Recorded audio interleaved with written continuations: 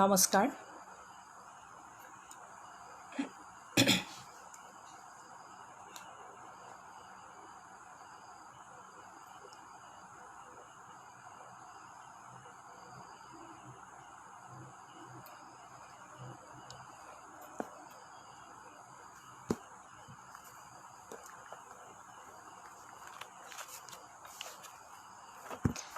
নমস্কাৰ।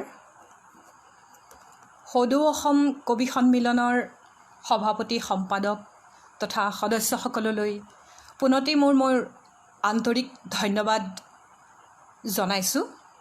আজি এই কাব্যগুঞ্জন অনুষ্ঠানত মোক দুআষাৰ ক'বৰ বাবে আমন্ত্ৰণ জনোৱাৰ বাবে। দ্বিতীয়তে আজি আবৃত্তিৰ বিষয়ে ক'ব খুজিছোঁ। আবৃত্তিৰ বিষয়ে ক'ব খোজাৰ আৰম্ভণিতেই মই আমাৰ কাব্য কানন পৰিয়ালৰ শান্তিছায়া শইকীয়া বাইদেউ প্ৰমুখ্যে আমাৰ যিসকল সতীৰ্থ আছে তেওঁলোকলৈ মোৰ সশ্ৰদ্ধ প্ৰণিপাত জনাইছোঁ। আৰু তৃতীয়তে মই মোৰ সশ্ৰদ্ধ প্ৰণিপাত জনাইছোঁ সৰ্বভাৰতীয় সংগীত ও সংস্কৃতি পৰিষদ কলকাতাৰ শ্ৰীযুত কাজল সেনগুপ্তাদেৱ প্ৰমুখ্যে সমূহ সদস্যবৃন্দক, যিসকলৰ কাৰণে সেই যিখন সৰ্বভাৰতীয় সংগীত ও সংস্কৃতি পৰিষদৰ বোৰ্ড আছে তাৰ তত্ত্বাৱধানত আমি বহুতে পৰীক্ষা দিছোঁ। মই নিজেও পৰীক্ষা দি আবৃত্তিৰ ৰত্ন পাইছোঁ। পদ্ধতিগতভাৱে আবৃত্তিৰ প্ৰশিক্ষণ লৈছোঁ প্ৰায় 7 বছৰ ধৰি। গতিকে তেখেতসকললৈ মই মোৰ প্ৰণাম জনাই মই আবৃত্তিৰ বিষয়ে দুআষাৰমান ক'ব খুজিছোঁ। পুৱতিৰ নিয়ৰত ৰ'দ পৰি জিলিকে, তাকে ভাবোঁ মুকুতা। চেতনাৰ ভাৱবোৰ ভাষা হৈ নিগৰিলে, তাকে বোলো কবিতা। আজি সদৌ অসম কবি সন্মিলনৰ যিহেতু অনুষ্ঠান, ইয়াত নিশ্চয় কবি যথেষ্ট সংখ্যক আছে। গতিকে মই আৰম্ভণিতে ক'ব খুজিছোঁ যে কবিতা আৰু আবৃত্তিকাৰৰ ওতঃপ্ৰোত সম্পৰ্ক আছে।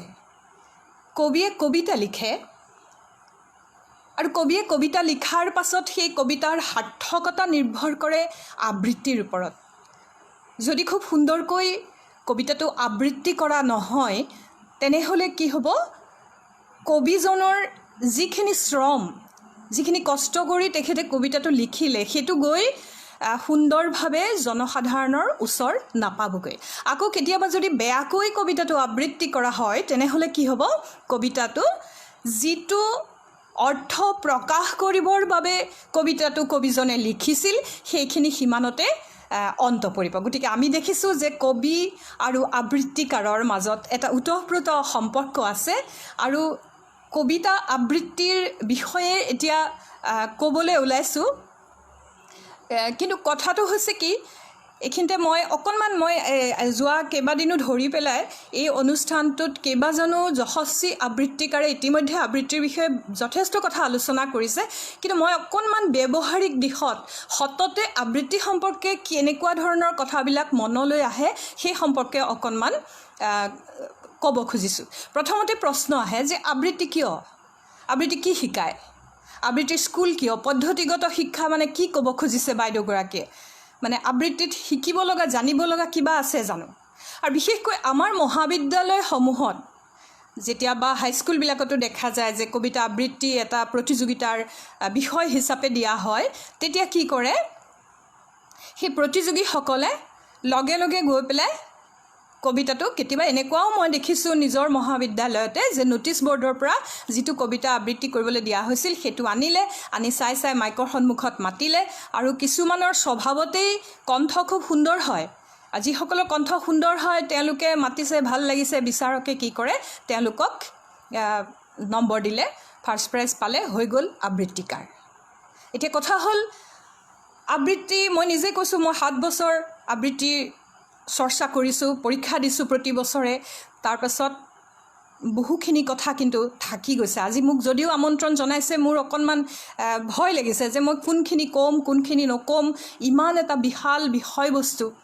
গতিকে আবৃত্তি কৰিবৰ হ'লে বহুখিনি কথা আছে আচলতে আবৃত্তি এটা তেনেকৈ থাপ মাৰি আনি পেলাই কবিতাটো চাই কৰিলে আবৃত্তিটো নহয় আবৃত্তি এক শিল্প এখন পেইণ্টিং আঁকিবলৈ এজন চিত্ৰকৰক যেনেকৈ সময় লাগে চিন্তা কৰিব লাগে কালাৰ কম্বিনেশ্যন কোনটো ৰং কেনেকৈ দিব কি ভাৱ প্ৰকাশ কৰিব তেওঁ এটা কবিতা লিখিবলৈ যেনেকৈ কবিজনৰ মানসপটত যথেষ্টখিনি চিন্তা চৰ্চা কৰা হয় একেধৰণে কবিতাটো আবৃত্তি কৰাৰ আগত আমি বহুখিনি কথা চাব লগা হয় সেইখিনিলৈ আমি আহিম কিন্তু তাৰো আগতে মই আকৌ কৈছোঁ মই ব্যৱহাৰিক দিশত আবৃত্তি আমাৰ কি উপকাৰ সাধন কৰিব সেই কথাটো ক'বলৈ আগবাঢ়িছোঁ কবিতা এটা যেতিয়া আবৃত্তি কৰা হয় আবৃত্তিকাৰজনে যেতিয়া বিভিন্ন কবিতা আবৃত্তি কৰিবলৈ আৰম্ভ কৰিব তেতিয়া তেওঁৰ কি হয় যে সামাজিকভাৱে কি হয় তেওঁ সুন্দৰকৈ কথাবিলাক উচ্চাৰণ কৰিব পাৰে তেওঁ সুন্দৰকৈ কথাবিলাক ক'ব পাৰে আৰু যিটো কমিউনিকেশ্যন এজনে আনজনৰ লগত ভাৱ বিনিময় কৰাত তেওঁ প্ৰশস্ত হয় তেতিয়া সেই ছাত্ৰ ছাত্ৰীজনে কি কৰে সামাজিকভাৱে এজন ব্যক্তিত্ব সম্পন্ন ব্যক্তি হিচাপে নিজকে প্ৰতিষ্ঠিত কৰিব পাৰে আৰু যিটো আজিৰ সমাজত খুবেই প্ৰয়োজন ইয়াৰ উপৰিও কি হয় যে নান্দনিক দিশত কবিতা আবৃত্তিৰ চৰ্চাই নান্দনিকভাৱে এজন ব্যক্তিক সম্পূৰ্ণ নাগৰিক হিচাপে গঢ় দিব তেওঁ কাব্য চৰ্চা কৰিবলৈ ল'ব তেওঁ প্ৰতিটো কবিতাৰ অৰ্থ বুজিবলৈ চেষ্টা কৰিব এই গোটেইখিনি কৰোঁতে কি হয় তেওঁ নান্দনিকভাৱে যথেষ্ট আগবাঢ়ে পিছলৈ আমাৰ ছাত্ৰ ছাত্ৰী আমাৰ বিদ্যালয় আছে যি আবৃত্তিৰ সেই বিদ্যালয়ত দেখা যায় যে ছাত্ৰ ছাত্ৰীবিলাক মানে তেওঁলোকে নিজে কবিতাবিলাক বিচাৰি ফুৰে আৰু কেতিয়াবা যেতিয়া বাতৰি কাকতত খুব ভাল লগা এটা কবিতা দিয়ে তেওঁ নিজে আহি কৰি বাইদেউ এইটো চাওকচোন এনেকৈ কৰিছোঁ এই কবিতাটো কৰিব পাৰি মানে কবিতা আৰু পিছত দৌৰি ফুৰা এজন মানুহ হয় আৰু যিটোৱে নান্দনিকভাৱে তেওঁক যথেষ্ট আগবঢ়াই নিব আৰু সমাজৰ স্খলনৰ পৰা আমি তেনেকুৱা মানুহ যদি পাওঁ তেনেহ'লে নিশ্চয় বাচিব পাৰিম আৰু এটা দিশ খুব গুৰুত্বপূৰ্ণ বৰ্তমান দিনত সেইটো হৈছে যে অৰ্থনৈতিকভাৱে আবৃত্তি কৰিলে আমাৰ কি লাভ হ'ব অৰ্থনৈতিকভাৱে আমি কেনেকৈ নিজকে এজন কিবা এটা পেছাত আমি নিজকে কেনেকৈ প্ৰতিষ্ঠিত কৰিব পাৰিম যেতিয়া এজন ভাল আবৃত্তিকাৰক তেওঁ খুব সুন্দৰকৈ কথা ক'ব পাৰিব কথা কোৱাৰ লগে লগে কি হয় তেওঁ সাংবাদিক হিচাপে আজিকালি আমি দেখা পাওঁ যে টিভিত যেতিয়া মাইকটো লৈ পেলাই কথাখিনি কয় কথাখিনি যদি খুব ভালকৈ ক'ব পাৰে তেতিয়াহ'লে সেইজন সাংবাদিকৰ নিউজ সকলোৱে সুন্দৰকৈ চায় গতিকে সাংবাদিক হিচাপে নিজক প্ৰতিষ্ঠিত কৰিবৰ বাবে তেওঁ আবৃত্তি চৰ্চা কৰিব পাৰে তেওঁৰ যেতিয়া কণ্ঠস্বৰ ভাল হ'ব সুস্পষ্ট উচ্চাৰণৰে সৈতে যেতিয়া কথা ক'ব মানুহে এনেই ভাল পাব আৰু তেওঁ নিশ্চয় সাংবাদিকতাৰ জগতখনত দুপে উন্নতি কৰিব পাৰিব ঘোষক আজিকালি ঘোষকৰ প্ৰয়োজন অনাতাঁৰ কেন্দ্ৰবিলাকত ঘোষকৰ পৰীক্ষা হয় সেই পৰীক্ষা দিবৰ বাবে ঘোষকজনৰ মাতটো নিশ্চয় সুন্দৰ হ'ব লাগিব মাতটো বেয়া হ'লে ৰেডিঅ' কোনেও নুশুনিব আৰু ৰেডিঅ'ৰ যি পৰীক্ষা হয় তাত লিখিত পৰীক্ষাৰ পিছতে কি হয় যে কণ্ঠস্বৰ পৰীক্ষা হয় সেই কণ্ঠস্বৰ পৰীক্ষাত যিজনে আবৃত্তি কৰে ভাল আবৃত্তি কৰে তেওঁ নিশ্চয় সফল হ'ব পাৰিব তাৰোপৰিও শিক্ষকক আচলতে এটা সুন্দৰ কণ্ঠৰ খুবেই প্ৰয়োজন আমি শিক্ষকক ইমান গুৰুত্ব নিদিওঁ আচলতে শিক্ষকতা কৰাটো অতি কঠিন ভাল শিক্ষক হ'বলৈ যদি ভাল উচ্চাৰণ নাথাকে যদি শ্ৰোতা মানে ছাত্ৰ ছাত্ৰীসকলক সন্মোহন কৰি ৰাখিব নোৱাৰে তেতিয়াহ'লে অসুবিধা হ'ব গতিকে এজন ভাল শিক্ষক হ'বৰ কাৰণে কিন্তু আবৃত্তিয়ে সহায় কৰিব ইয়াৰ পিছত সংগীত শিল্পীসকলকো আবৃত্তিয়ে সহায় কৰে কাৰণ কণ্ঠস্বৰৰ কথা আছে আমি সেইখিনি কথালৈ যাম কণ্ঠস্বৰৰ উত্থান নমাৰ স্বৰৰ উত্থান পতনৰ কথা আছে সেইখিনিয়ে সংগীত শিল্পীক সহায় কৰিব আকৌ এজন ভাল সংগীত শিল্পীয়েও সুন্দৰকৈ আবৃত্তি কৰিব পাৰে সুবক্তা হ'ব পাৰিব বক্তৃতা দিব পাৰিব সুন্দৰকৈ আৰু আজিকালি সুবক্তা হৈও কিছু অৰ্থনৈতিকভাৱে নিজক প্ৰতিষ্ঠিত কৰিব পাৰে বহুতে আটাইতকৈ গুৰুত্বপূৰ্ণ কথাটো হৈছে অভিনেতা যদি এজন অভিনেতা তেওঁ যদি সুন্দৰ আবৃত্তি কৰে তেতিয়াহ'লে তেওঁৰ যি অভিনয় প্ৰতিভা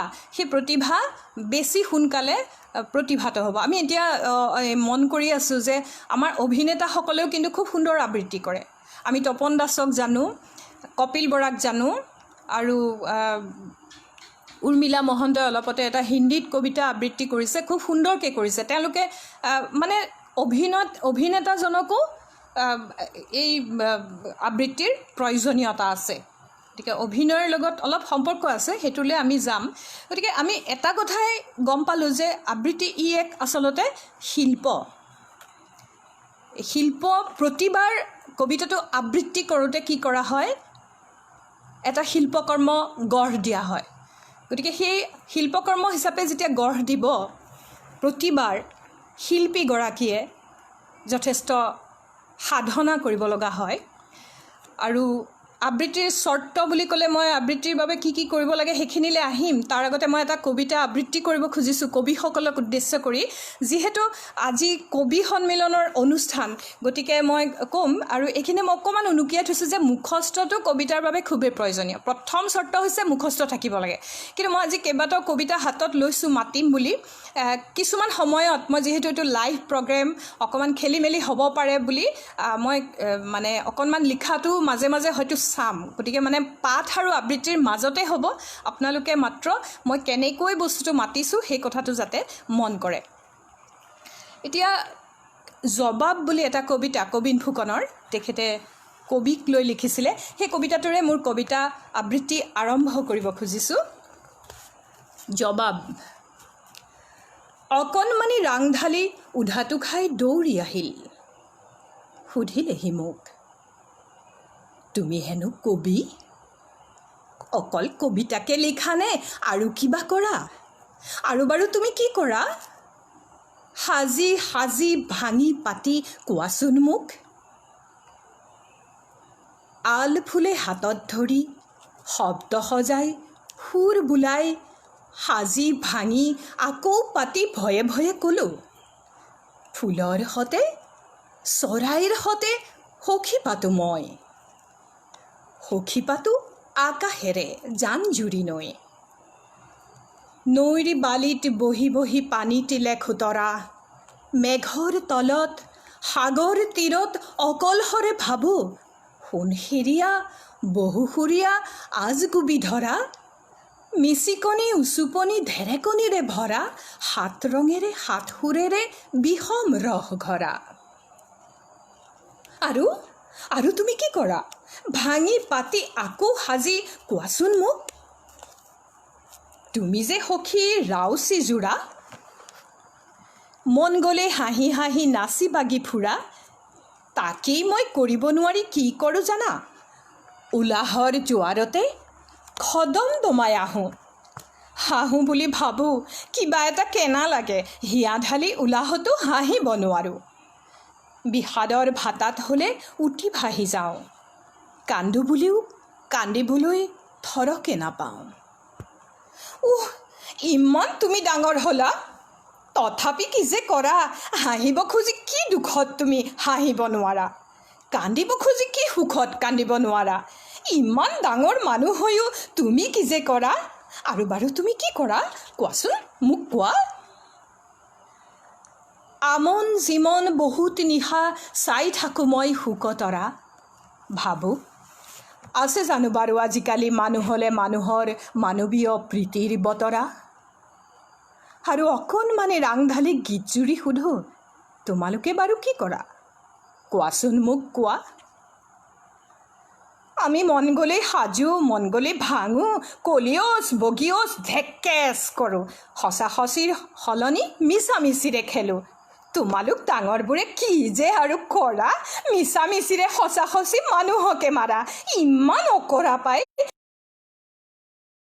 তুমি হেনো কবি, কবিতা বাৰু লিখা, পিছে আৰু তুমি কি কৰা? অকল কবিতাকে লিখা নে আৰু কিবা কৰা? ধন্যবাদ। এইটো কবীন ফুকন দেৱৰ জবাব নামৰ কবিতা।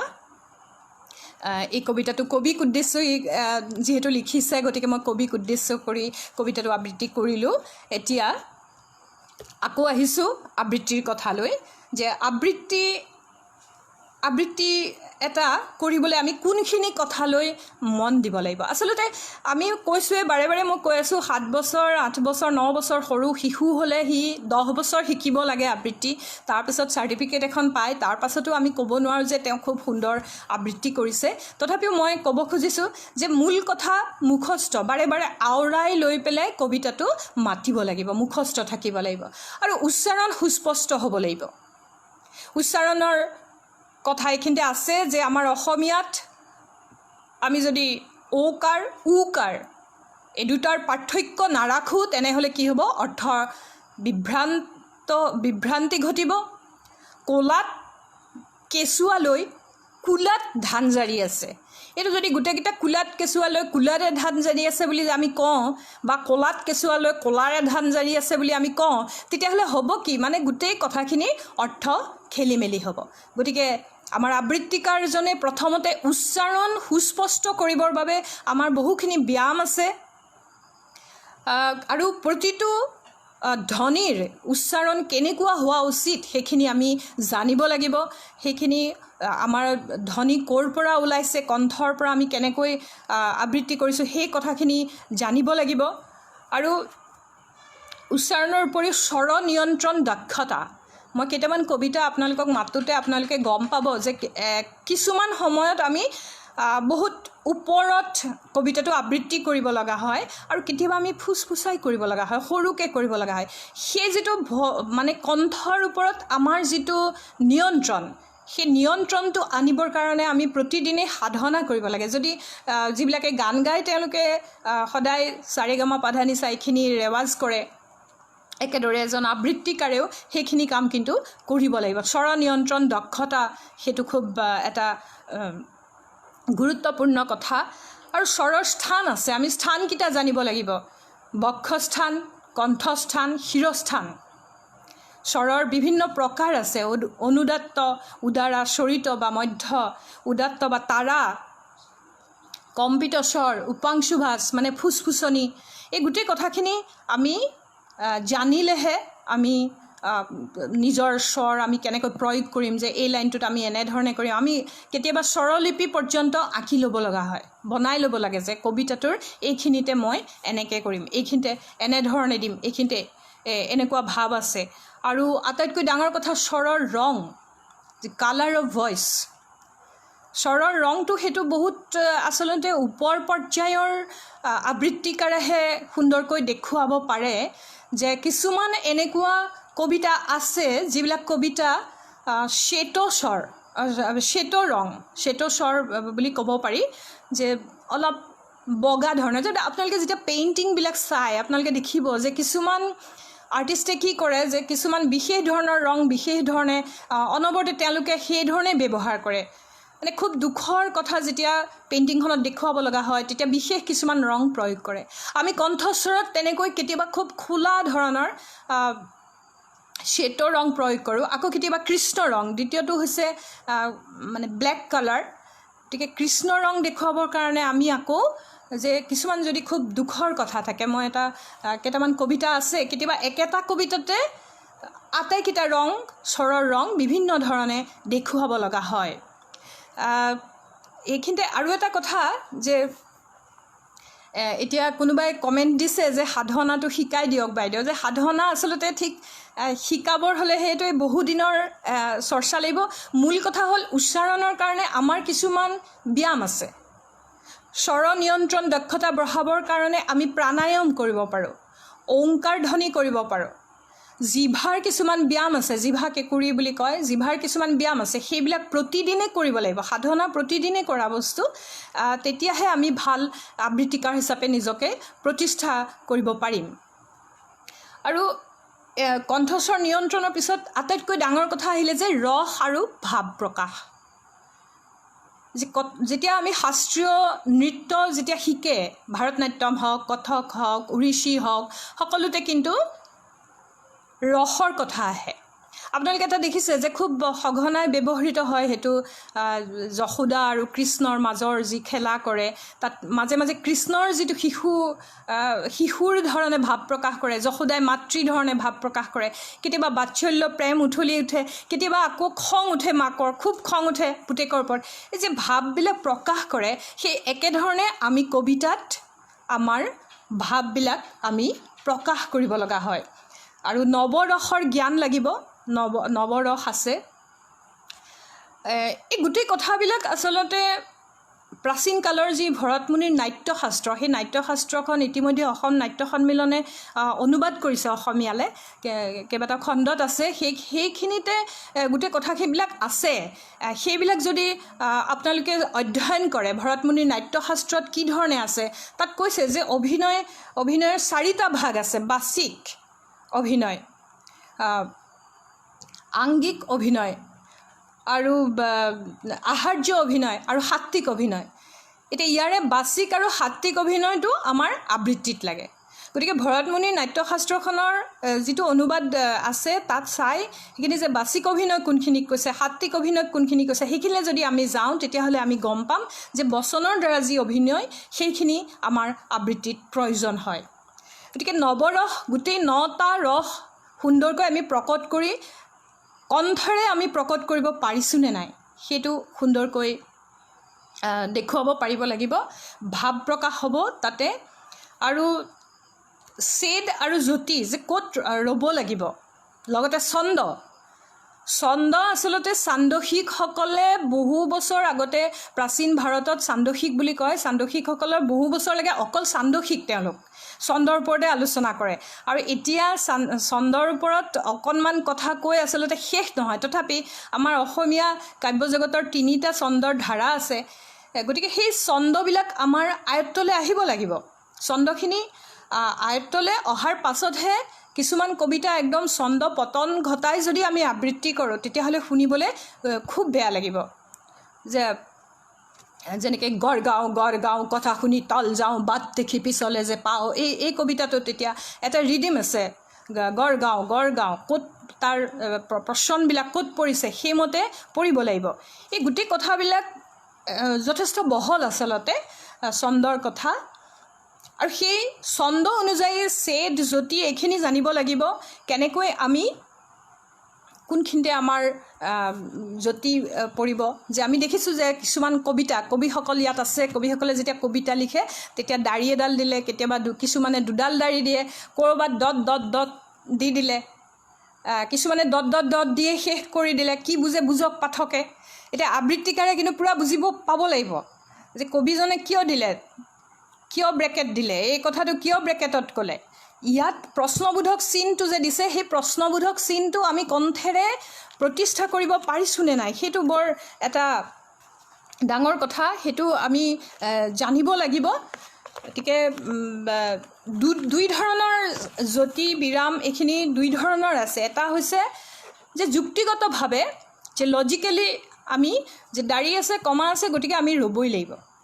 আৰু কিছুমান আছে ভাৱজ্যোতি, যে কেতিয়াবা ভাৱত আমি সেইখিনিতে যদি অকণমান নৰওঁ গোটেই কথাখিনি অৰ্থটো অকণমান বিভ্ৰান্তিমূলক হ'ব। গতিকে এইখিনিতে মই এটা নৱকান্ত বৰুৱাদেৱৰ কবিতা আবৃত্তি কৰিব খুজিছোঁ। সেই কবিতাটো আপোনালোকে যদি মন কৰে তেতিয়াহ'লে আপোনালোকে পাব যে কিমান সুন্দৰকৈ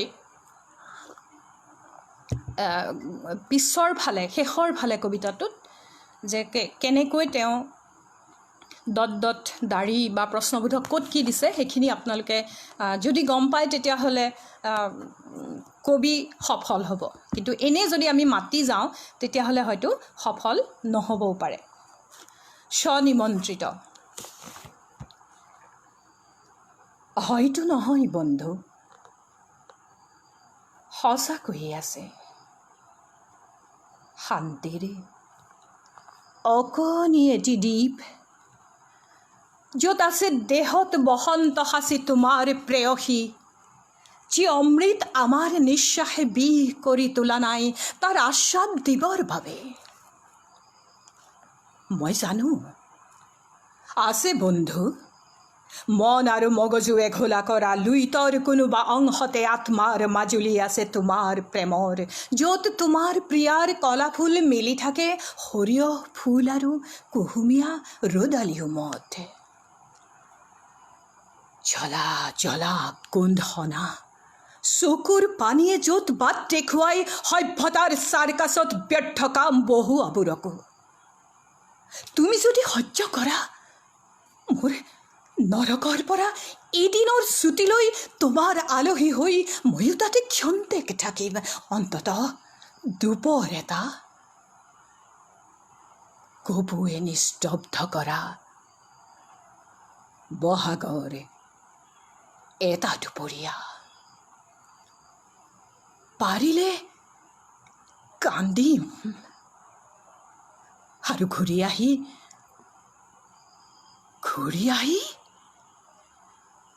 হাই ঘূৰি যে আহিম।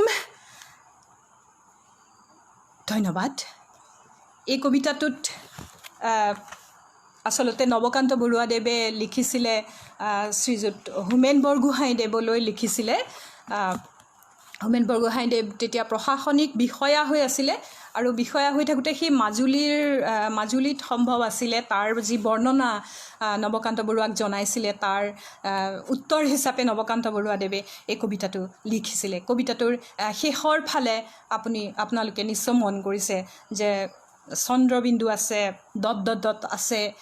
সেইকাৰণে ইয়াত আমি যেতিয়া ছেদ আৰু জ্যোতি বুজাবৰ বাবে এই কবিতাটো খুব দৰকাৰী। তাৰমানে এই কবিতাটো যদি আমি আবৃত্তি কৰোঁ তেতিয়া ছাত্ৰ ছাত্ৰীয়ে পটককৈ বুজি পায় আৰু বুজাবলৈ ভাল হয়। ইয়াৰ পিছত ছেদ জ্যোতিৰ উপৰিও মই আটাইতকৈ গুৰুত্বপূৰ্ণ কথা এটা ক'ব খুজিছোঁ। এই যে আৰম্ভণিতে ক'লোঁ যে কবিতা এটা আবৃত্তি কৰিবলৈ কোনোবাই প্ৰশ্ন কৰিব পাৰে কিহৰ স্কুল, কি কাৰণে ইমান দিন শিকিব লাগে, সাধনা কিয় কৰিব লাগে। কথাটো হৈছে যে গোটেই কবিতাটোৰ প্ৰেক্ষাপট, কবিজনৰ প্ৰেক্ষাপট, কবিতাটো কোন সময়ত লিখা হৈছে সেই যুগৰ প্ৰেক্ষাপট আমি নজনাকৈ কবিতাটো আবৃত্তি কৰিবলৈ যোৱাটো সাংঘাতিক এটা ভুল হ'ব। গতিকে যেতিয়া আমি এটা যুগৰ প্ৰেক্ষাপট আলোচনা কৰিম তেতিয়া তাৰ বুৰঞ্জী আমি জানিব লাগিব। সেই সময়ত কেনেকুৱা ধৰণৰ ঘটনা সমাজত ঘটিছিলে যাৰ কাৰণে সেই কবিজনে সেই সময়ত তেওঁৰ কলমেদি তেনেকুৱা এটা কবিতা নিগৰিবলৈ বাধ্য হৈছে, সেই কথাখিনি আমি সুন্দৰকৈ প্ৰথমতে আমাৰ বোধগম্য হৈ ল'ব লাগিব। দ্বিতীয়তে কবিজনৰ জীৱনী। আমি পৰীক্ষাবিলাকত কবিজনৰ জীৱনী লিখিব লগা হয়। কবিতাটোৰ সাৰাংশৰ উপৰিও কেতিয়াবা কবিজনৰ জীৱনী সেইকাৰণে আমি অধ্যয়ন কৰিব লগা হয়। আজি হেমাংগ বিশ্বাস, বিষ্টু ৰাভা এইসকলৰ ৰাজনৈতিক আদৰ্শক নজনাকৈ যদি আমি কবিতাটো আবৃত্তি কৰোঁ তেনেহ'লে হয়তো কবিজনক চৰম অপমান কৰা হ'ব যে কিহৰ কাৰণে তেওঁ তেনেকুৱা এটা কবিতা লিখিব লগা হ'ল। গতিকে সেই প্ৰেক্ষাপটটো জানিবলৈ আৰু তাত যেতিয়া কবিসকল বৰ সেইকাৰণে আমাৰ চিৰনমস্য যে তেওঁলোকে ইমান সুন্দৰকৈ খুব কম কথাৰে বচা বচা শব্দৰে সুন্দৰকৈ এটা এটা মুহূৰ্ত চিত্ৰায়ন কৰে যে আকৌ আমাৰ আবৃত্তিকাৰ হিচাপে অকণমান অসুবিধা হৈ যায় যে কি বুজাব গৈছে তেখেতসকলে, সেই কথাখিনি আমি চাব লাগিব।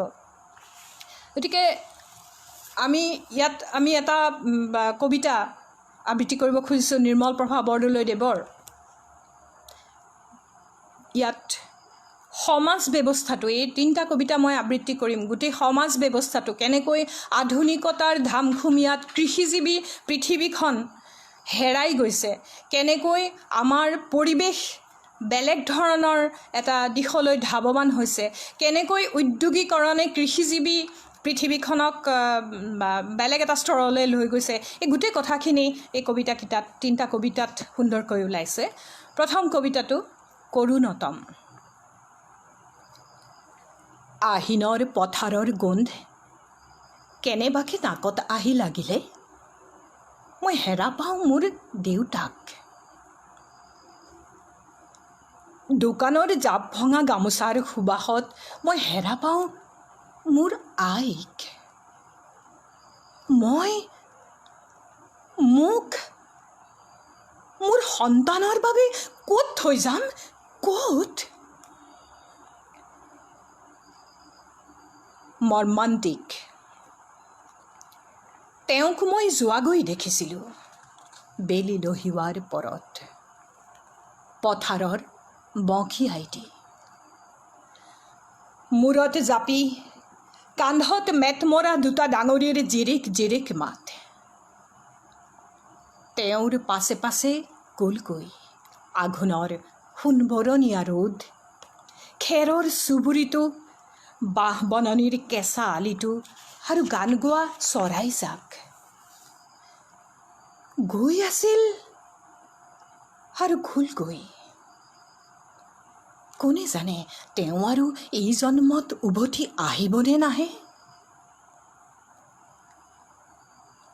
বাইদেউৰ আৰু এটা কবিতা শব্দত এই কবিতাটো মই আবৃত্তি কৰিব খুজিছোঁ এই কবিতাটো আপোনালোকে জানেই যে সন্ত্ৰাসবাদী কাৰ্যকলাপে আজি প্ৰায় 2 দশক ধৰি 2-3 দশক ধৰি কেনেধৰণে কাৰ্য কৰি আছে খুব কম কথাত মাত্ৰ এটা বাক্যত বাইদেৱে 2টা বাক্যত বাইদেৱে এইটো কবিতা লিখিছে শব্দত বন্দুকৰ শব্দত ৰাতি পুৱাইনে পুৱাই সেই চৰাইটোৰ মাতত যি কুটি খাই ৰাতিৰ আন্ধাৰবোৰ লাহে লাহে ধন্যবাদ এই কবিতা এই বাইদেউৰ এইকেইটা কবিতা যদি আমি প্ৰেক্ষাপট বিশ্লেষণ নকৰিলে আমাৰ ভুল হ'ব আমি বুজি নাপাম আচলতে কবিতাটো গতিকে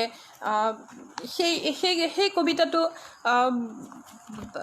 সেই কবিতাখিনি মতাৰ আগতে যে গোটেই উদ্যোগীকৰণ কি কৃষিজীৱী অৰ্থনীতি কি এই কথাখিনি আমি জানি লৈহে আচলতে কবিতাটো মাতিবলৈ যাব লাগে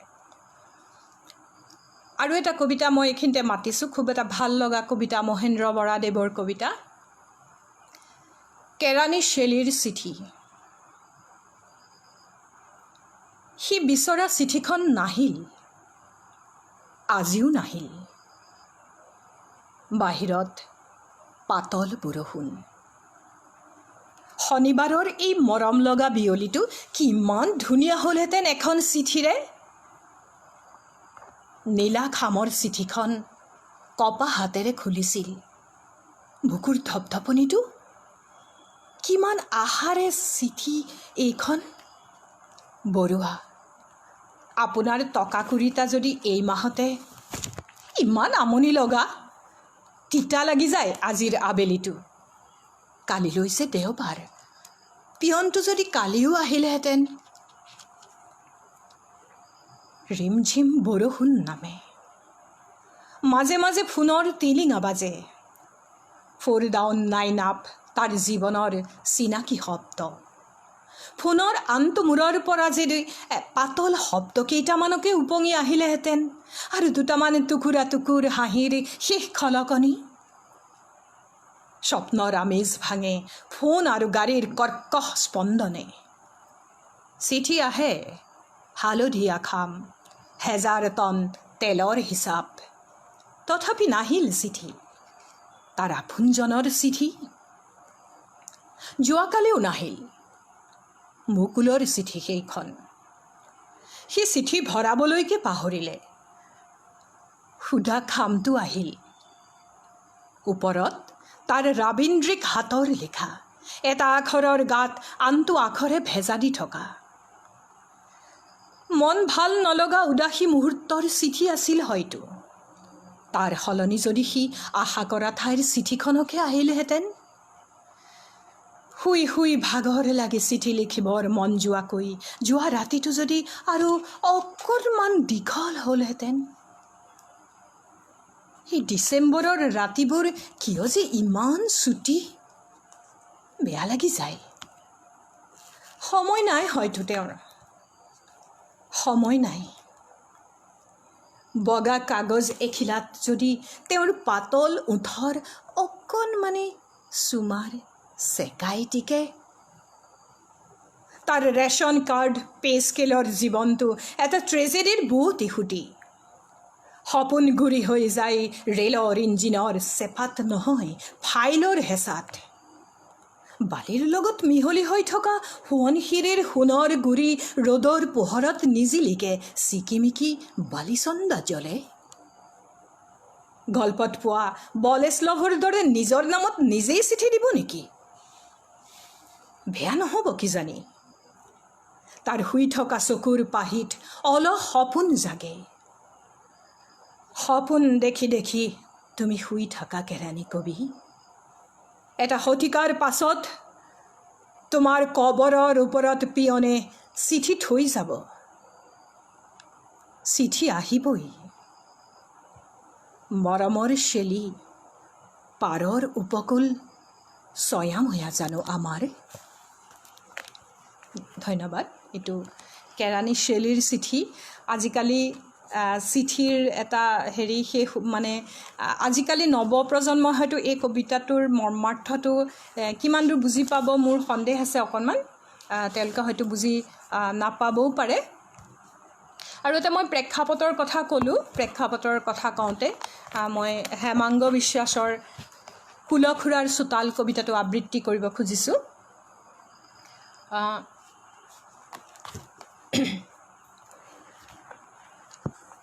জোনাক কুঁৱলী ঘেৰা বেলতলা পথাৰৰ ৰাতিৰ ধানশ্ৰী পাৰ হৈ লাহে লাহে গৈ পালোঁ নিকা ফৰকাল কুলখুৰাৰ চোতাল।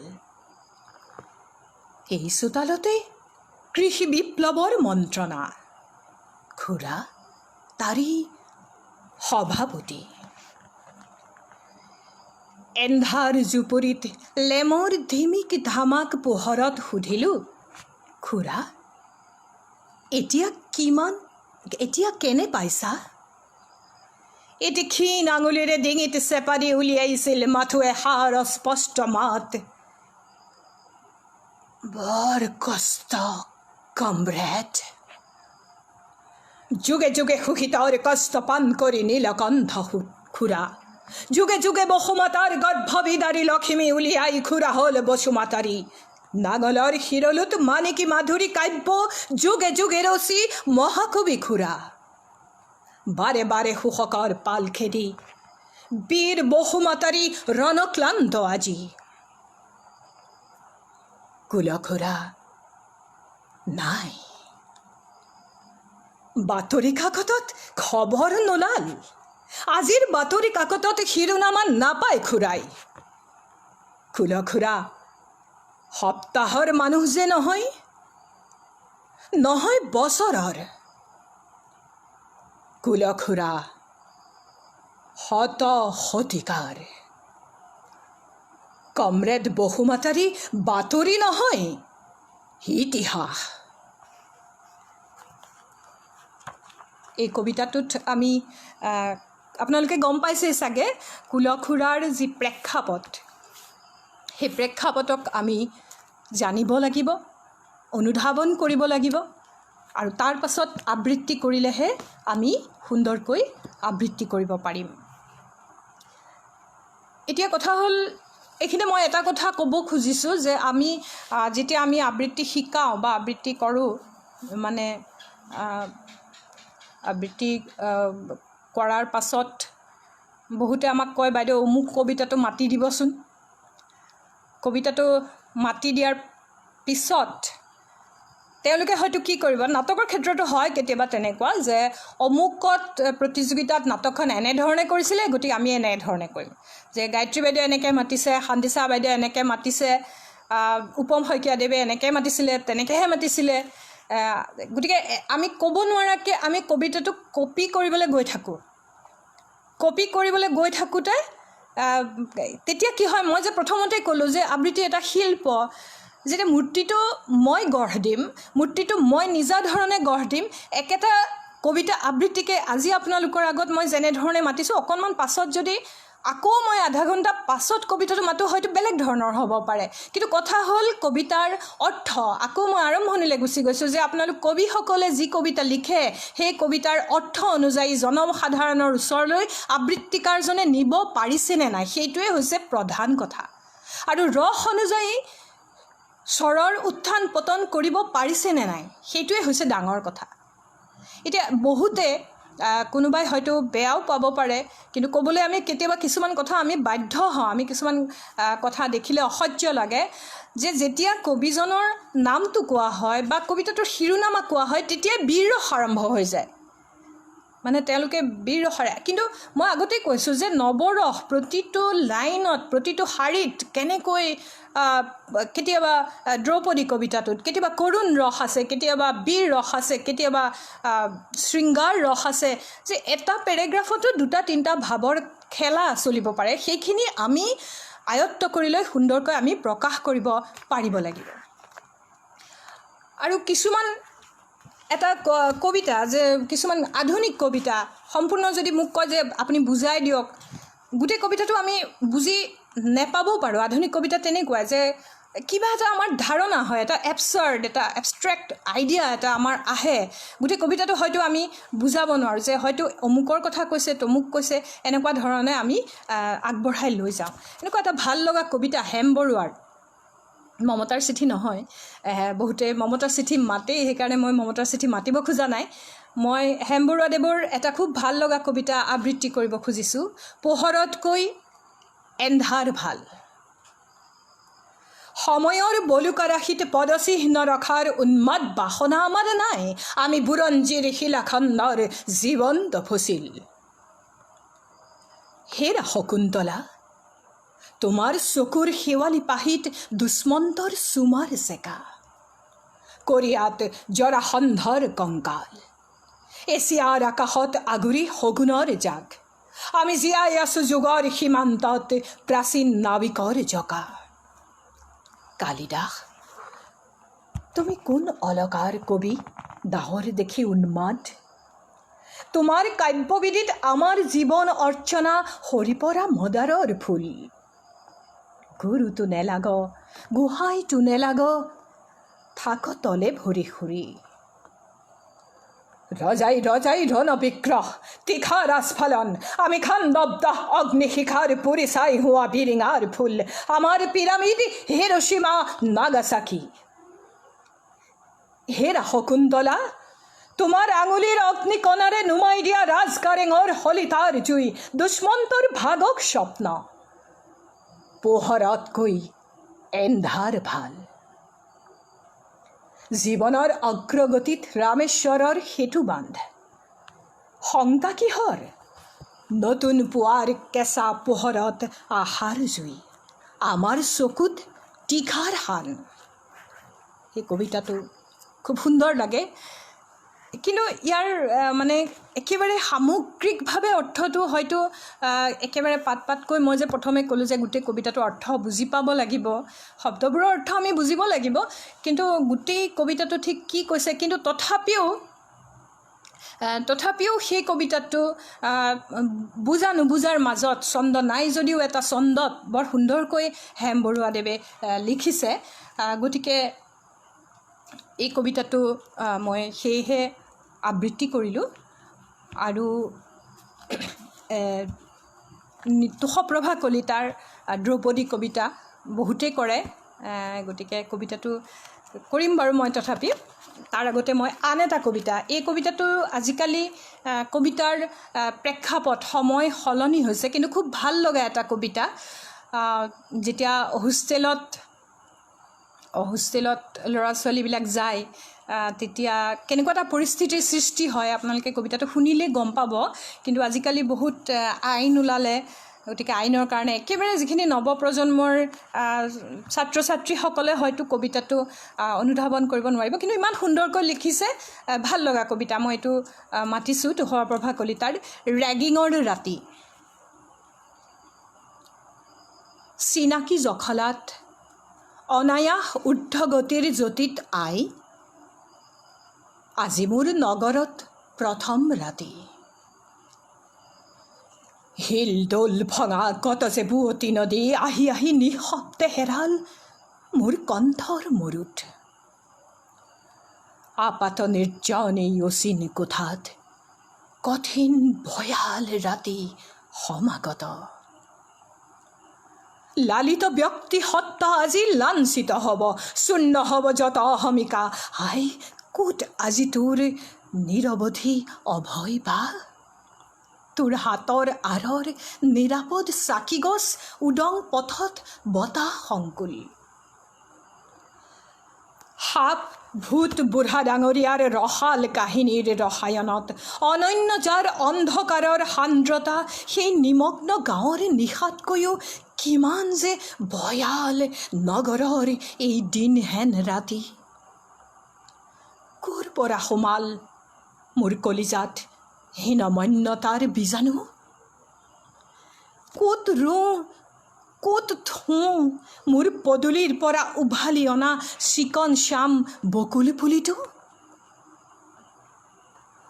মোৰ গাঁও মোৰ বুকু জোৰ কৰা চিনাকি শ্যামলিমা নিকা চোতালৰ পুৱা নিৰুদ্বেগ শান্তিৰ গধূলি মাতিলিপা মজিয়াত সাকান্নৰ অমৃত প্ৰহৰ আইতাৰ চুলিৰ জোনাক জুহালৰ অন্তৰংগ অথবা বৰষাৰ ঝমঝম মেঘমল্লাৰৰ দিনভৰ আমেজ মাকু আৰু ঢেঁকী আৰু গৰখীয়া পেপাৰ লগতে কাৰোবাৰ কান্দোনত হঠাতে চৌচিৰ থম থম দুপৰৰ নীৰৱতা মাজে মাজে ভাও নাখবা নিৰক্ষৰা নামতিৰ কবিখ্যাতি কেতিয়াবা দুই এটা মৃত্যু কাশীত নগৰৰ মহামান্য অতিথিৰ পদাৰ্পণ অনেক অনেক দূৰত ৰাতিৰ একমাত্ৰ ৰেলৰ উকি হায় অনেক দূৰত এই সকলো ওচৰতে কেৱল তই নুবুজিবি আই আজি মোৰ ৰেগিঙৰ প্ৰথম ৰাতি ধন্যবাদ তোষপ্ৰভা কলিতা বাইদেউৰ এই কবিতাটো অকণমান বেলেগ ধৰণৰ কবিতা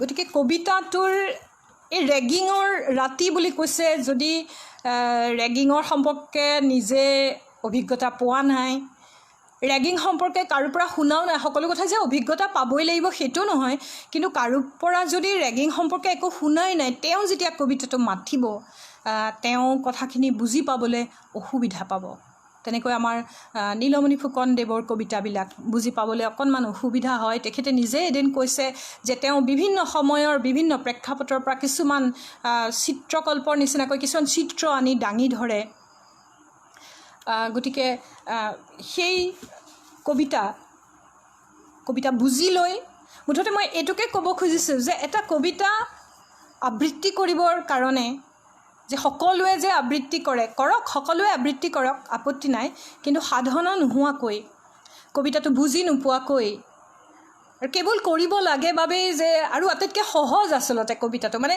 সহজ সাধনা হিচাপে লৈ কাব্য চৰ্চা কৰি আবৃত্তি কৰিবলৈ যথেষ্ট কঠিন সময় দিব লাগিব চৰ্চা কৰিব লাগিব যথেষ্ট পঢ়া শুনা কৰিব লাগিব মই বাৰে বাৰে কৈ আছোঁ যে 10 বছৰমান আমি পৰীক্ষা দিওঁ বহুতে সোধে যে কি শিকায় কি পঢ়ায় তাত ছন্দ ৰস গোটেই বস্তুবিলাক তাত পঢ়ায় আৰু সেই গোটেই কথাখিনি জনাৰ পিছতহে কবিতাটো আবৃত্তি কৰে কিন্তু কিছুমানে যে এনেই যে মাতি দিব পাৰি তাৰমানে গান এটা গাবলৈ হেণ্ডছ লাগিলে নাটক কৰিবলৈ মঞ্চ এখন লাগিলে এটা টিম লাগিলে ডিৰেক্টৰ এজন লাগিলে পৰিচালক লাগিলে গতিকে নাটক কৰিবলৈ টান গান গাবলৈ অসুবিধা আটাইতকৈ সুবিধা আৰু সন্মুখত কবিতাটো থাকিলে কবিতাটো মাতি দিলে যে হৈ গ'ল আবৃত্তি গতিকে সেইটো আপোনালোকে সেই কথাটো আপোনালোক ইয়াৰ মাজত যথেষ্ট কেইবাগৰাকীও আবৃত্তি শিল্পী আছে আবৃত্তিকাৰ আছে তেখেতসকললৈ অনুৰোধ যে তেখেতসকলে আবৃত্তিৰ চৰ্চা আবৃত্তিৰ পথাৰখনত আৰু আগবাঢ়ি যাওক আমাৰ ইতিমধ্যে শান্তিছায়া শইকীয়া বাইদেউৰ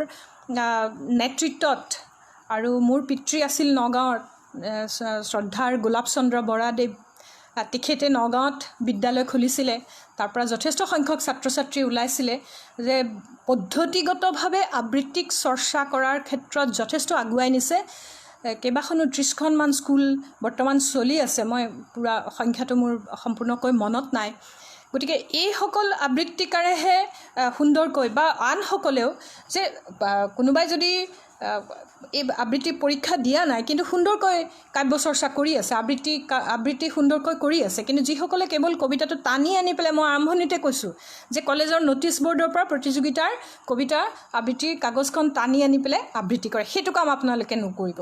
যে তেতিয়া কি হ'ব যে পিছলৈ কি হয় যে আমিও যদি কবিতা আবৃত্তি কৰিবলৈ যাওঁ তেতিয়াহ'লে বা আবৃত্তি প্ৰগ্ৰেম এটা যেতিয়া দিয়া যায় তেতিয়া তেওঁলোকে আমনি পায়, এই কবিতা আবৃত্তি ৰাখিম জানো। কিন্তু যদি ভালকৈ কৰোঁ, যদি ভাল লাগে তেতিয়া নিশ্চয় কবিতা সকলোৱে শুনিব। গতিকে এইখিনি মই এটা প্ৰেমৰ কবিতা, অকণমান বেলেগ ধৰণৰ প্ৰেমৰ কবিতা মাতিব খুজিছোঁ, নীলিম কুমাৰৰ নৰকাসুৰ। নৰকাসুৰ যলৈকে যায় নৰকাসুৰ, হৃদয়ত লৈ যায় কামাখ্যা। প্ৰেমিক নৰকাসুৰ তেওঁৰ চেতনাৰ সোঁ কাষে কামাখ্যা, বাওঁ কাষে কামাখ্যা, প্ৰাৰ্থনাৰ নাৰী কামাখ্যা।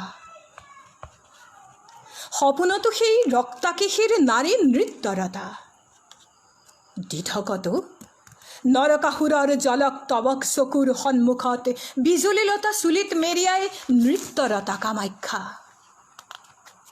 অন্য কোনো ঠাই নাছিল নৰকাসুৰৰ য'ত কামাখ্যা নাছিল, অন্য কোনো হৃদয় নাছিল নৰকাসুৰৰ কামাখ্যাহীন। ভুল ক'ত আছিল নৰকাসুৰৰ, ভুল ক'ত আছিল নৰকাসুৰৰ? নৰকাসুৰে এদিন কাষতে বিচাৰিছিল কামাখ্যাক, প্ৰেমিকে বিচৰাৰ দৰে প্ৰেমিকাক। প্ৰেমিক আছিল নৰকাসুৰ, চলনা আছিল কামাখ্যা। বেচেৰা নৰকাসুৰ গোটেই ৰাতি শিলৰ খটখটি বুকুতে সাজিছিল, সেই খটখটিৰ নাম প্ৰেম। আৰু সেই কুকুৰাটো যাৰ কণ্ঠত কামাখ্যা আছিল, তাৰ নাম প্ৰতাৰণা। ভুল নাছিল নৰকাসুৰৰ, ভুল নাছিল। ইমান চলনাৰ শেষত নৰকাসুৰে ক'ত থ'ব এতিয়া তেওঁৰ আত্মা, ক'ত থ'ব এতিয়া তেওঁৰ দিন আৰু ৰাতিবোৰ? সেয়ে তেওঁ নিজকে ভাঙি পেলাইছিল, নৰকাসুৰে ভাঙি পেলাইছিল প্ৰেমিক নৰকাসুৰক, আৰু হৈ উঠিছিল অন্য এটা নৰকাসুৰ। খিলখিলকৈ হাঁহি হাঁহি চলনাময়ী কামাখ্যা লুকাইছিল ৰঙা জবাৰ মালাবোৰৰ আঁৰত, টিকটিকীয়া ৰঙা সিন্দুৰ আৰু বলিৰ তেজৰ আন্ধাৰত। সেই কামাখ্যাক চাবলৈ মানুহ যেতিয়া নৰকাসুৰৰ বুকুৰ খটখটিয়েদি উঠি যায়, তিল মানুহ বিচলিত নহয় কামাখ্যা, তিল মানুহ বিচলিত নহয়। কিন্তু কোৱা ধৰ্মপ্ৰাণ নগৰবাসী, অকণমান বিচলিত হোৱাটো উচিত নাছিল নে কামাখ্যাৰ? ধন্যবাদ।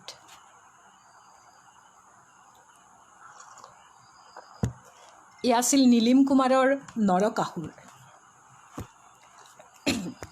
কেতিয়াবা আগতে কৈছোঁ যে সাধনাৰ প্ৰয়োজন। সাধনা কিয় লাগে? বহুতে ৰৈ ৰৈ মাতে কবিতাবিলাক। প্ৰথমে ক'লোঁ চেদ জ্যোতি, আৰম্ভণিৰ মাজতে মই কৈছোঁ যে চেদ আৰু জ্যোতি, লজিকেল পজ, চাইক'লজিকেল পজ। যদি এটা এটা শব্দ আমি ৰৈ ৰৈ মাতোঁ, সহজ হয় মাতিবলৈ, কিন্তু কথা হ'ল অৰ্থ বিভ্ৰাট ঘটিব পাৰে। গতিকে কবিতাটো মাতি যাওঁতে কিছু অসুবিধাৰ সৃষ্টি হয়, আৰু সেইধৰণে মাতিবলৈ যেতিয়া আমি একেটা উশাহত যেতিয়া কেইবাটাও লাইন মাতিব লগা হয়, তাৰ কাৰণে আমি প্ৰাণায়াম কৰিব লগা হয় প্ৰতিদিনে ৰাতিপুৱা। কিমান সময় আমি উশাহ ধৰি ৰাখিব পাৰিছোঁ, যেনেকৈ শাস্ত্ৰীয় সংগীতৰ গায়কসকলে কিমান সময়, কিমান দীঘলীয়াকৈ তেওঁলোকে সেইটো মাতে, তাৰ ওপৰত নিৰ্ভৰ কৰে। একেধৰণে আমি মাতিব লগা হয়, সেইখিনিৰ ওপৰত বহুতখিনি নিৰ্ভৰ কৰে। আৰু স্বৰ নিয়ন্ত্ৰণ দক্ষতা, সেই দক্ষতাটো বহুত প্ৰয়োজন।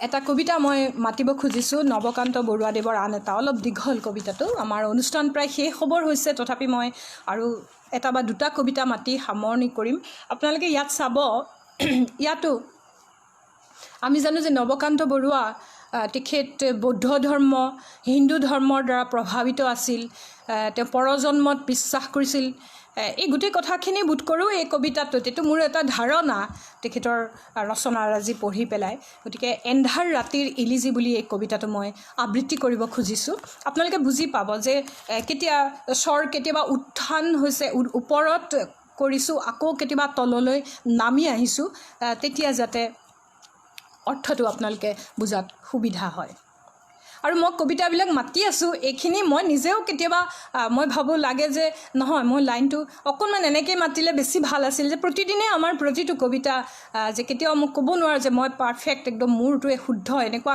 কেতিয়াও নহয় ই এটা অহৰহ মানে আচলতে কলা এনেকুৱা বস্তু যিকোনেও ক'ব নোৱাৰে যে মই একদম ময়ে শুদ্ধ প্ৰতিদিনে আমি কষটিশীলত নিজক ঘঁহি আৰু বেছি উন্নত মানৰ কণ্ঠ উলিয়াবলৈ আৰু সুন্দৰকৈ আবৃত্তি কৰিবলৈ চেষ্টা কৰোঁ গতিকে মই কবিতা মাতি যাওঁতে যিখিনি ভুল ত্ৰুটি হৈছে আপোনালোকে নিশ্চয় নিজৰ বুলি সেইখিনি ক্ষমা কৰিব এইখিনি মই নৱকান্ত বৰুৱাদেৱৰ আন এটা কবিতা আবৃত্তি কৰিব খুজিছোঁ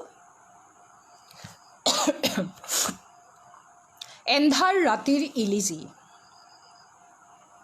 ইয়াত মানুহ নাই অকলে অকলে মই এন্ধাৰ বাটত নিজকে নেপাওঁ দেখা মই কোন অতীতৰ অশৰীৰী অনুভূতি ভৱিষ্যৰ স্বপ্নৰে উতলা জিপচি কল্পনা মোৰ গুচি যায় সময়ৰ বাঘজৰি ছিঙি চিন্তাৰ বিলাসে মোক ক'ব খোজে হেৰুৱা দিনৰ এটা গোপন কাহিনী আমি হেনো আহি আছোঁ যুগে যুগে ৰূপে ৰূপে সলনিৰ সেতুৰ বুকুৰে পৃথিৱীৰ আহে আহে পাকে পাকে বিজড়িত আমাৰ স্থিতিৰ শিপা এই ৰাতি এন্ধাৰত সেই মহাৰহস্যৰ ময়ো হেনো প্ৰকাশ প্ৰতিভূ সাবিত্ৰী পৃথিৱী এয়া আমাৰ আপোন নোৱাৰোঁ যে স্বীকাৰ কৰিব আমি মাথো গুচি গ'লো পৃথিৱীৰ বাটে বাটে আমাৰ অংগত তাৰ নেথাকিল কোনো অংগীকাৰ সময়ৰ পদধ্বনি আমাৰ স্নায়ুত আমি শুনিছিলোঁ অবিৰাম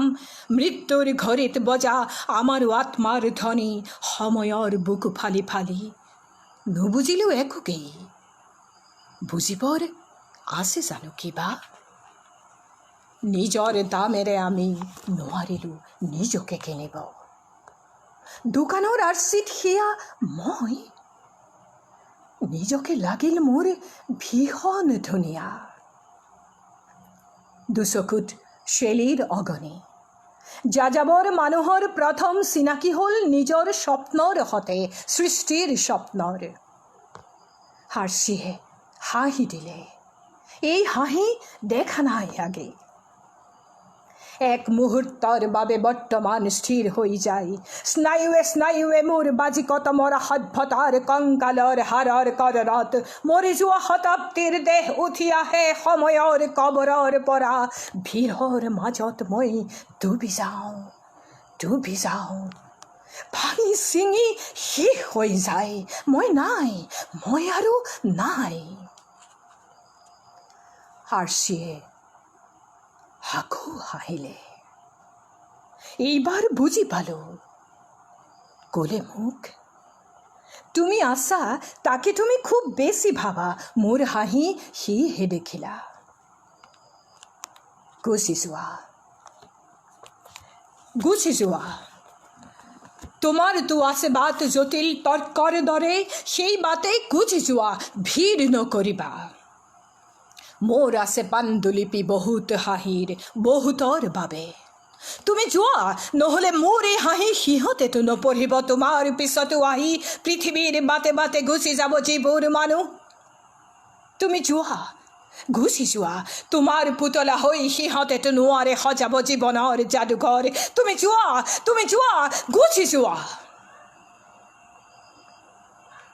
গুচি আহোঁ আৰ্চিৰ ফালে আৰু ঘূৰি চাওঁ সাহস নহ'ল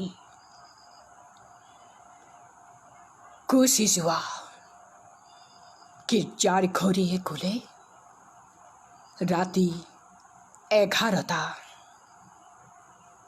সাৰাংশ: স্নায়ুৱে হীৰাই জ্বলে আমাৰ মৃত্যুৰ জ্বালা, সিহঁতৰো মৃত্যুৰ বেদনা আমাৰ আগেয়ে আৰু আমাৰ পিছতো পৃথিৱীৰ বাটে যিবোৰ মানুহে বিচাৰিলে বিচাৰিব অৰ্থ জীৱনৰ।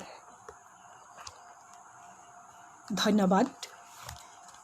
এই কবিতাটোৰে মই অনুষ্ঠান সামৰিব খুজিছোঁ। আছিলে আৰু কবিতা আছিলে, কিন্তু প্ৰায় 1 ঘণ্টা হৈ গৈছে। মই আজি এই সময়খিনি মোক আবৃত্তিৰ বিষয়ে ক'বলৈ দিয়াৰ বাবে পুনৰবাৰ মই সদৌ অসম কবি সন্মিলনক ধন্যবাদ জনাইছোঁ। আশা ৰাখিম আকৌ মই প্ৰথমৰ কথালৈ ঘূৰি আহিছোঁ। কবি আৰু আবৃত্তিকাৰে হাতে হাত ধৰাধৰিকৈ আগবাঢ়ি গ'লেহে জনসমাজত কবিতাই মূল্য পাব, কবিতাৰ কদৰ বাঢ়িব। তাৰ কাৰণে আবৃত্তিকাৰে যথেষ্ট কষ্ট কৰিব লাগিব, আৰু তাৰ কাৰণে আজিৰ এই অনুষ্ঠানটো ৰখাৰ কাৰণে মই কৃতজ্ঞতা প্ৰকাশ কৰিছোঁ। আকৌ এবাৰ মই সমূহ আবৃত্তিপ্ৰেমী ৰাইজক ধন্যবাদ জনাইছোঁ। যিসকলে মোৰ অনুষ্ঠান চাই আছে তেওঁলোকলৈ ধন্যবাদ আগবঢ়াইছোঁ। কবিতাবিলাক মাতোতে ক'ৰবাত অকণমান হিন্দেৰী হৈছে। ভাবিব নালাগে যে বাইদেউ দেখোন এনেকৈ মাতিলে, এইটো এনেকৈ আছিল তেনেকৈ আছিল। সেইটোৱে আমাৰ কৰ্ষণ হৈ থাকিব লাগিব। আমি আবৃত্তি কৰি গৈ থাকিব লাগিব, আৰু তাতেই আমি নিজক আৰু অধিক ওপৰ খাপৰ শিল্পী হিচাপে প্ৰতিষ্ঠা কৰিব পাৰিম। গতিকে সকলোকে মই আশা কৰিম যে আবৃত্তিৰ নামত কেৱল কবিতাটো সন্মুখত লৈ, আৰু এটা কথা মই এইখিনি কৈছোঁ যে কিছুমানে সংগীতৰ ব্যৱহাৰ কৰে, লাইট কৰে, কেতিয়াবা গান সুমুৱাই দিয়ে। যিয়ে নকৰক, এটা কথা আপোনালোকে মন দিব যে কবিতাটোত গুৰুত্ব পাব লাগিব। মানে মিউজিকটো লাউড হৈ গ'লে কবিতাটো শ্ৰোতাই নুশুনিব। লাইট বা নৃত্য এইবিলাকত গুৰুত্ব দিওঁতে কবিতাৰ প্ৰতিটো শব্দ যাতে শ্ৰোতাৰ বোধগম্য হয়, সেই কথাটোৰ ওপৰত গুৰুত্ব দি বাকী যি ধৰণৰ এক্সপেৰিমেণ্ট কৰে আপোনালোকে কৰিব পাৰে, কিন্তু এই গোটেই কথাখিনি কিন্তু মনত ৰাখিব লাগিব। এইখিনিকে কৈ মই আজি এই সময়খিনি সুন্দৰকৈ আপোনালোকৰ লগত কটাই বিভিন্ন কমেণ্ট আহি আছে, মই দেখি আছোঁ। আৰু সকলোকে মোক যিসকলে সুন্দৰকৈ কমেণ্ট কৰিছে বা কোনোবাই যদি বেয়াও পাইছে তেখেতসকললৈকো মই মোক পুনৰবাৰ নমস্কাৰ জনাই মই মোৰ অনুষ্ঠান ইমানতে সামৰণি মাৰিব ধৰিছোঁ। ধন্যবাদ।